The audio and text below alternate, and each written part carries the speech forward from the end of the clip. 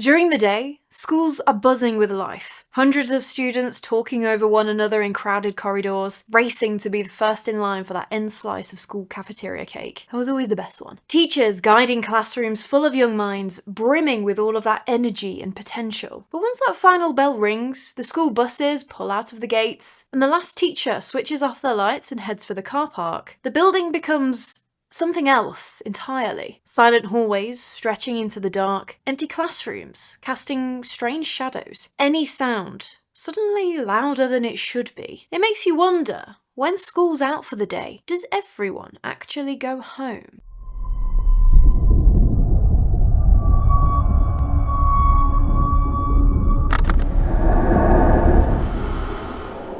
Just knowing how busy and chaotic schools can be during the day, it's hard to imagine them as anything else. But after walking through even my own schools after late revision sessions, after school clubs and whatnot, the atmosphere can feel completely different, even if the sun's still up outside. It's almost unnerving after all of the energy and the noise of the day. But some schools, apparently, have a bit more going on than just an eerie atmosphere. Like this first story from Kat.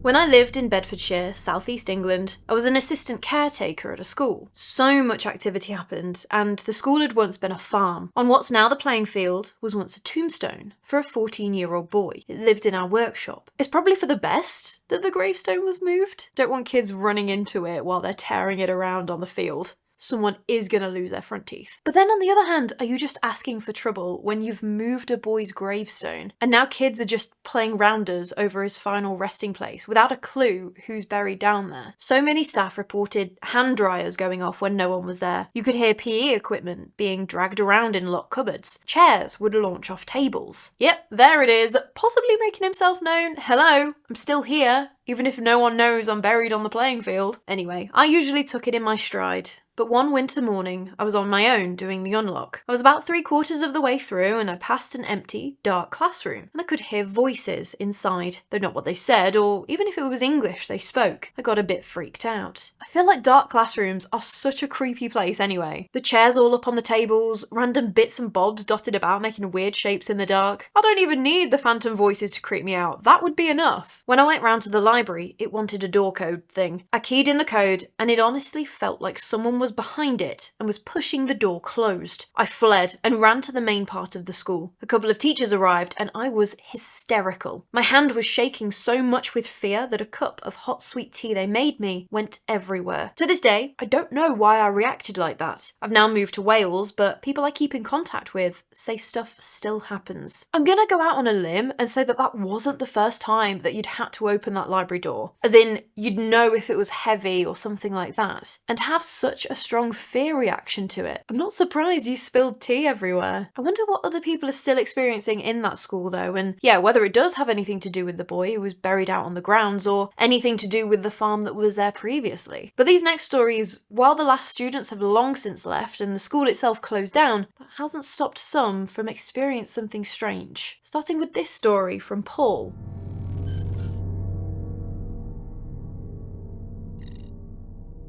This is from my early 20s. I was working as a security guard and was working early the next morning, opening up a building. I'd been working the night before and had little sleep. When I was upstairs in the building, opening up some rooms, out of the corner of my eye, I saw a wee girl coming up one set of stairs. I thought, she shouldn't be here. She walked around the corner which led to a corridor and 3 rooms. I followed her, but I couldn't see her in any of those 3 rooms. She couldn't have turned to walk back out, as she would have had to walk past me. Are those encounters where people just disappear? I find them so fascinating. Like, okay, you don't see the figure disappear, but you just know for a fact that they couldn't have gone anywhere. That is gonna stick with you. Thinking I'd just seen things, I went back downstairs, where one of my ex-colleagues had arrived to help. He asked me if I was okay, and I said, "Aye, I I think so. He then pointed at me and said, "You've just seen the ghost of the wee girl." God, is it that obvious? He had seen her too, and there was no reason to disbelieve him, as he was ex-Navy and straight to the point. Several other people had seen her too. The building used to be a school that burnt to the ground in the late 1800s, early 1900s. It was rebuilt as a school, but then later turned into offices and function rooms. It was definitely 100% haunted and very eerie to work in, like you were being followed and watched. Several people complained about one area where they felt uncomfortable and watched all the time. Ooh, so for that building to have been a school before it burnt down in the late 19th century, that is so much history. So many kids over the centuries would have passed through here. Stories from security guards too. Okay, yeah, like Paul said, possibly sleep deprived, may have been seeing things, being there at 2 a.m, but then for other colleagues to say, completely unprompted, what Paul had seen, that's not just a bit of tiredness. But I've got another story from a night security guard, Sandy, who's working at a school that had closed down a bit more recently.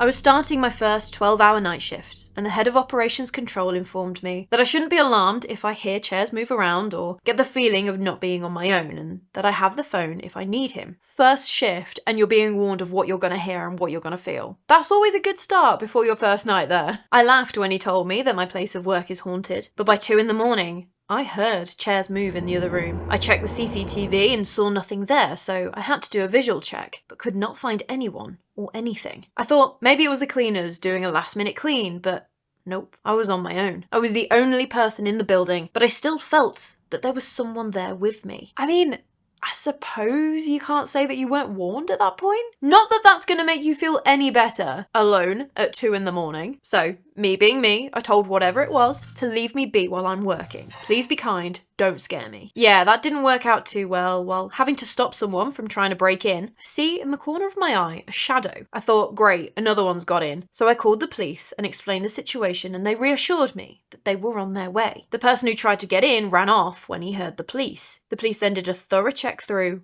and found nothing. I apologised for troubling them, but they were so kind and reassured me that it's better to be safe than sorry. Don't love that thought? You thought you were seeing another one of the intruders out of the corner of your eye already in the building, so you just compartmentalise that for now. But no, even the police confirm that there was no intruder. There was nobody else there. That's creepy. Although, maybe the shadow figure was just trying to lend a hand, stop anyone getting into the building? That night, I heard a child's laughter, saw that shadow figure again, and heard old-fashioned music playing when there were no cars around. The other experience I had was working on the old school site. Myself and another member of staff had heard footsteps walking behind us. We have to do a radio check just to make sure no one is messing with us. Everyone was all where they were supposed to be. We've seen mist in the shape of a child running across the field. We felt we were not on our own in certain buildings. That feeling of being watched was pretty unnerving, but I never felt threatened. On one shift, it was the start of my shift early in the morning. I was walking to my post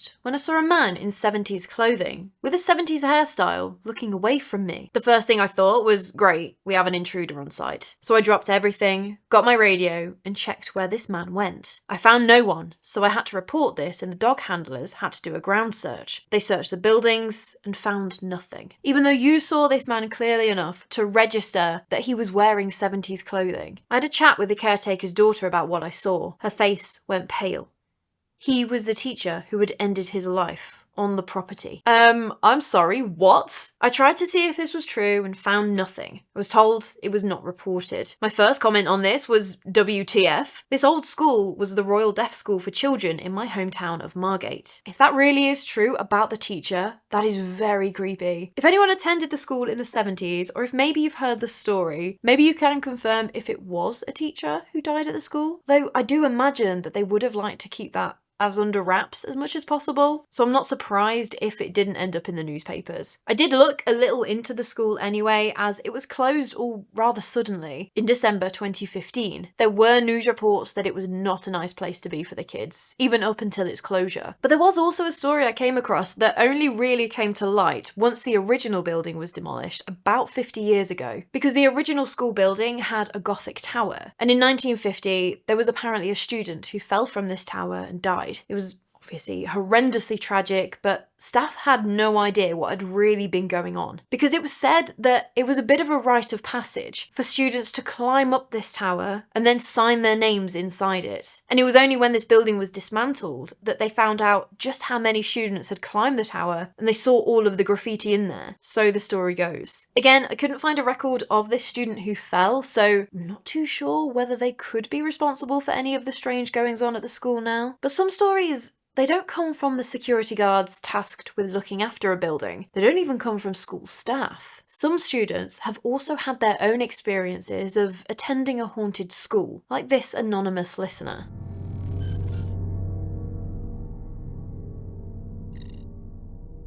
I'm currently 23 and live in Nottinghamshire, and this event genuinely stuck with me so much. However, I've only told my sister and my dad of this experience. This event happened when I was back in primary school. I believe it was in year 5. During break time, some friends and I had been talking on the school field. At our school, it was considered uniform so long as you owned a blue cardigan or furry zip-up jacket with the school logo. And during this situation, we'd all been wearing polo shirts. Believe it or not, that is relevant to the experience. I'd been with 4 girls. Let's call them S, A, N, and L. And it was sunny outside, so we were all talking whilst enjoying the sun. S had been saying something when all of a sudden she stopped talking and seemingly began struggling to breathe. In any situation, paranormal or not, that is terrifying. Fortunately, this only lasted a few seconds, and so it was over before we had the time to go and call for a teacher. While we were asking if she was okay, one of my friends noticed something. Around the collar of S's shirt, there was a red mark. She loosened her top buttons even more, and we could all see what looked like handprints, with definite thumb impressions surrounding her neck. Bright red, and in a place where we had all seen nothing there due to the fact that some of it was already on a visible part of her neck. As we began to talk about this, N stopped talking, and the same mark appeared on her neck, again in a place that was visible. And I think it also happened to L. Naturally, we were all freaked out. Yeah, that is terrifying. We decided we needed information on what it was, as we were certain it wasn't who everyone said haunted our school. More on that in a bit. We somehow came to the conclusion that this entity was referred to as the janitor, who had one red eye, one blue eye, and resided in the janitor's closet outside our head teacher's office. I don't even recall how we came to that conclusion, as we'd never even heard of that tale prior to this event. We agreed to never mention this again, although I'm pretty sure that only meant as long as we were students there. And so it was never mentioned again. My main friend group, who were not involved in this situation, all loved scary stories, and I know that they would have not only been fascinated by this situation, but if they had heard of it, they would have told me, which they didn't, and so I doubt anybody else had an encounter like this at school, as it would have joined the ghost rumour mill. Yeah, it takes absolutely nothing at all for a ghost story to spread around a school, and before you know it, you've got the year 6s telling the year 3s that their classroom is haunted or something just to scare them. I remember in year 6, there was a rumour that our school field was on top of an old cemetery. However, I never found any evidence to support those claims. Exactly my point. My mom ran the tuck shop at school and often organised parties and fundraisers, which meant that we would often be at school late, even when most of the teachers had gone home, and I would wander around the school alone. Even after this attack on my friends, because, in my mind, being bored was the worst thing that could happen. This was one of the first paranormal experiences that I can recall, of which I have had a few. Due to this situation, being alone in schools always gets my heart beating a little faster out of caution. However, none of my other paranormal experiences have been anywhere near as scary. My dad refers to this event with my friends as character building. And so whilst I do fear some entities, I have had some sweet experiences too. I also refuse to do anything like ghost hunting or using a Ouija board, as all of my experiences have been whilst I've been going about my daily life, and so I fear what seeking it out could invite. I totally don't blame you. I feel like a lot of the time, people do fall into 2 distinct groups. You either experience something and it sparks this lifelong curiosity and you want to experience more to rationalise and learn and all of that. Or you experience something and that is more than enough, that is all the paranormal that you ever need to know. You don't want to poke the bear, or poke the ghost, I guess. They have included a bit more context about their school, as well as the main ghost story. When I was in year 3, one of the girls in my class unfortunately passed away due to medical reasons. Many would say that she haunted our school primarily those in our year. However, we immediately decided she wasn't behind what S, N, and possibly L experienced, simply because it wasn't something in character for her. Furthermore, the handprints left on the girls' necks were too big to belong to her. There were also rumours that the girls' bathroom in one of the blocks was haunted, which I believe is based on the vibe alone. If it's a haunted bathroom, it always seems to be a women's bathroom. Plus, there have been times I've heard sounds from empty stalls, and so I was willing to go to the other end of the school to go to the bathroom to avoid that one. The fact that the lights always flickered definitely helped with the eeriness, as well as the stall doors randomly closing. Those were pretty much the only ghost stories I encountered regarding our school. However, there may have been some from before year 3 which got forgotten or replaced. Just didn't want to give you the sense that you're safe if you're not walking around these schools in the dead of night, because something can apparently make its presence known even when the sun is shining and the school is full of students. How terrifying for those kids though. Year 5, so they would have been around 9, 10 years old? And if it happens to one student, you might think hay fever, inhaled a grass seed, some kind of allergy, anything like that. But for 2, possibly 3, to have the exact same thing happen, one after the other. Don't love that thought. But this next story from Mark doesn't come from a school. It's instead centred around a reference library in New South Wales. So still a place of learning, and possibly of something else entirely too.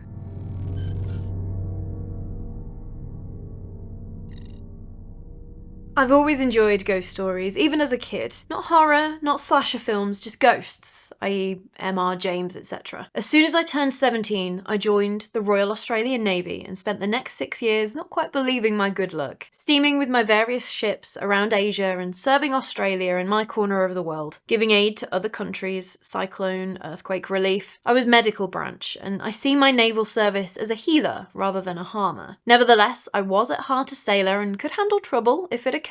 When this incident took place, I was 24, fighting fit and twice as ugly. Due to wearing glasses, I was not allowed to follow my heart and become a seaman branch sailor. While I'd learned a good part of it by volunteering for duties normally done by my ring-bolt-kicking deck-ape shipmates, I wasn't allowed to change branch and had to remain a medical sailor. So after 6 years, I decided to leave the Navy. After a period of taking it easy and becoming civilian again, I took up work as a security guard at the State Library of New South Wales here in Sydney, Australia. Here we go, another security guard story. Being a reference library, not a lending library, security was mostly just making sure folks didn't leg it with books. But the State Library is so much more, with a collection of amazing Australian historical items and restoration laboratories, all of which I got to patrol. I'd always had an interest in naval history and had small works published in various journals. One of the senior restoration staff had read some of them, and I was often asked about naval items in the collection. They did play a trick on me and showed me an 18th century hat and asked me what it was. I said that's easily a naval officer's hat, something like Lieutenant, later Captain Cook, would have worn. They looked at me and then said, well yes, actually it is one of Cook's hats. I loved that place. It sounds like a dream place to work, to be fair, when you can combine your work with your passion, in Mark's case, naval history. Brilliant. I was the youngest, fittest guard, fresh out of the Navy and was popular with the staff. I was often detailed to accompany staff who had to go into less used spaces of the building. Nothing in Australia is that old, but the building was old for us, and the book stacks was something like the arrangement in the first Ghostbusters film. There was a homelessness problem in Sydney, and some of those folks would sneak into the stacks where they were warm or cool, depending on the weather. The library was a welcoming place, and these folks were safe there. If we found them in an out-of-bounds area, they were escorted out and had to stay out for 24 hours. Otherwise, they were free to read and look at the exhibitions. I learnt a great deal from these men and women, many of whom had led wide, amazing lives before ending up on the streets. The very first day they told me about the quote-unquote ghost, I wasn't overly impressed, as my duties in the Navy had often had me spending weekends doing solo duties by the site of the sinking of the Cutterbull, a ferry turned into an accommodation ship sunk during the Japanese submarine raid on Sydney in May/June 1942, in which 21 Allied sailors were killed. The building I had to man creaked and groaned all the time. You got used to it, and anyway, if there was anyone there, they were sailors too. I can imagine that after working in that area alone during your time in the Navy, knowing that sort of wartime history happened so close by, you would be less prone to your mind running away with you. Or at the very least, you'd be able to catch yourself when you do find your mind running away with you. The library ghost had 3 tricks. He was seen in the stacks of books,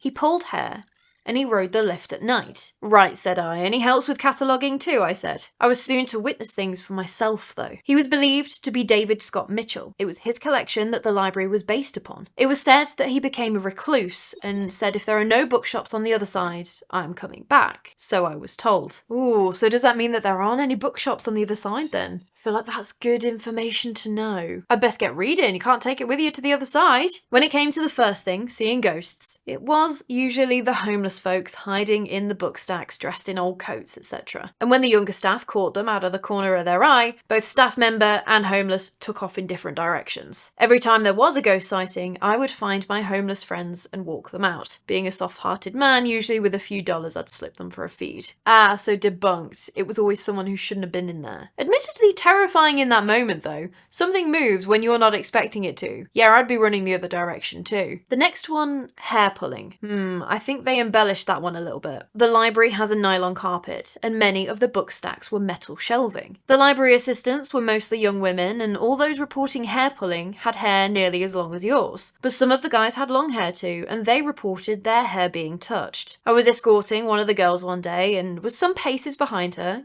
keeping a respectful distance, not being a creep, when she snapped, "Don't touch me," and spun about. She could clearly see it wasn't me as I was out of reach, and she lost it. "The ghost," she shouted, and started to get really upset. I had actually seen some strands of her hair standing out and was gobsmacked. Eventually though, I worked out it was static electricity generated on the carpet and causing her hair to lift. I mean, it wasn't a handful getting pulled, just the outer loose strands lifting. I guess you would know more about that than me. My time to shine? Yes, I do know. My hair is ridiculously frizzy and fly away. I just need to put a jumper on and my hair goes all staticky. Hence the fact I wear it up in a claw clip most of the time. Can't be doing with all of it all over me. But the third thing the ghost did, riding the lift at night. First of all, the place was open from 0900 to 2100, and while sections did close at 1700 and 1900, there were still staff moving about who could access the lifts. When we closed up, we would do a sweep of the building, including the loos and such, to make sure that the public and staff had left. There would be 2 of us until the night watchman arrived at 2200. As I've said, the building was old, it couldn't be opened from the outside at this time, so if the second guy was willing, you drew straws for whoever stayed all night alone in the place. After a spell, I drew the short straw to stay alone. It's only a matter of time. I was sitting in the break room having a cuppa, and the lift nearest me moved from the basement where I had ridden it down to the top floor. I figured someone was missed during the closing sweep and went looking, but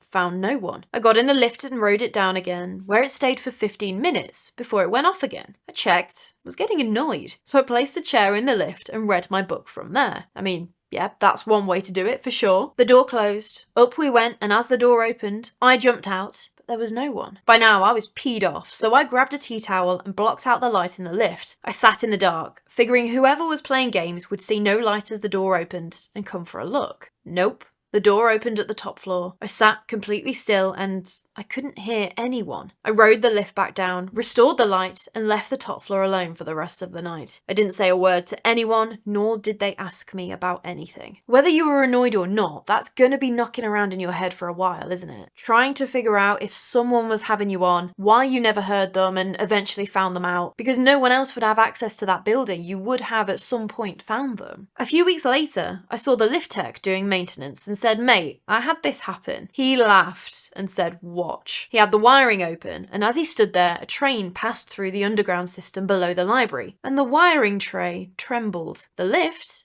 reported a call. He explained this happened all the time, and during the day, it was just assumed that staff had pressed the button. The Sydney train system goes to buses late at night, but in the early morning, trains are shuttled about for the peak, and he said that would explain it. Okay, solved, but why didn't it play up from 10 till midnight while the trains are still running? Anyway, I had destroyed the ghost story, or so I thought.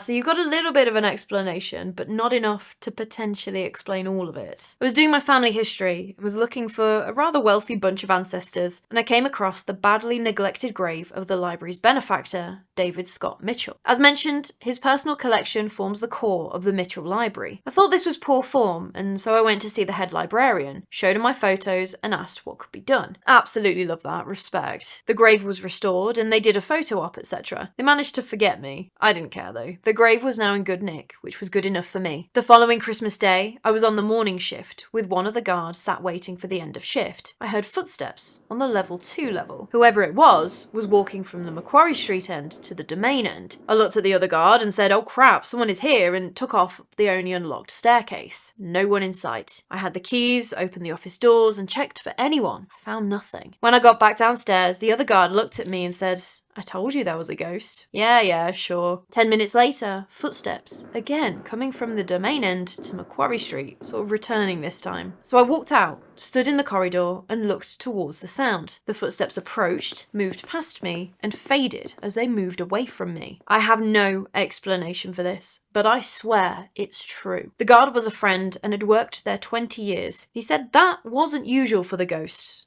but wouldn't say more than he believed that Mitchell appreciated my concern for his grave, and that was his way of letting me know. Since then, I've investigated other ghostly events and things and have debunked many stories, but only David Scott Mitchell remains a mystery to me. What a story though. I do appreciate the debunking attempts, with the lift possibly being a wobbly wiring connection, the static causing the feeling that someone's messing with your hair. But yeah, hearing footsteps that you can clearly hear walk past you when there's nothing there. That is odd. But I like your colleague's explanation that it was in fact David Scott Mitchell saying, "Thanks for making sure that my resting place is looked after." And rightly so, really. But a huge thank you to Kat, Paul, Sandy, Mark, and the anonymous listener for sending in their stories. I bet there are so many stories of haunted schools and libraries and things out there, especially in the UK, but all around the world. Some of these buildings have been used for centuries. Even my primary school, it was founded in the 1800s. Don't know if it was haunted. I think we did have like a few legends of ghosts and stuff, but it did creep me out a couple of times. The closest I got was when I was in the girls' toilets and I was completely alone. And I thought I heard what sounded like someone sneeze, really loud, right outside the cubicle that I was in. I was obviously absolutely terrified. I hadn't heard any footsteps, no doors opening, nothing like that, just this sneeze. Well, I could not get out of there fast enough. Terrifying. I was in the end cubicle, so I had to run past the rest of the cubicles, and then you went around a corner to where the sinks were. It was also a bit brighter in that room, so I washed my hands and took a few minutes trying to calm myself down, all of that. I was feeling a bit braver, so I poked my head around the corner back towards the cubicles. Just as I did that,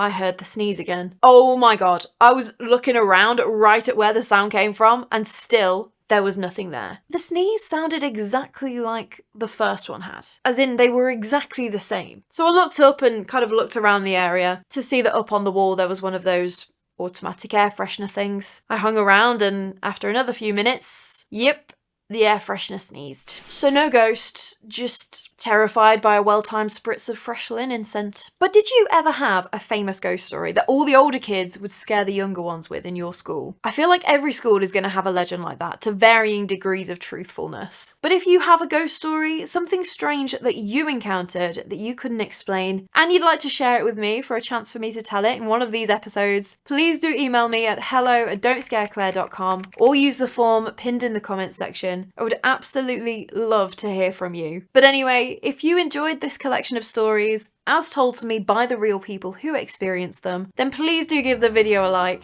And if you enjoy hearing stories like this, make sure that you subscribe. I chat about the history behind the mysteries, as well as first-hand witness accounts every week. But anyway, that is all from me today. Go and get a drink of water, keep yourself hydrated. I cannot wait to chat with you more about the morbid, mysterious and macabre. So until next time, sleep safe. I started filming in the day and it was kind of bright, and now it is past 7 PM after I finished, and I've realised it's gone really dark and I forgot to turn a light on. I feel like that's why it's dark. Maybe it'll make it creepier.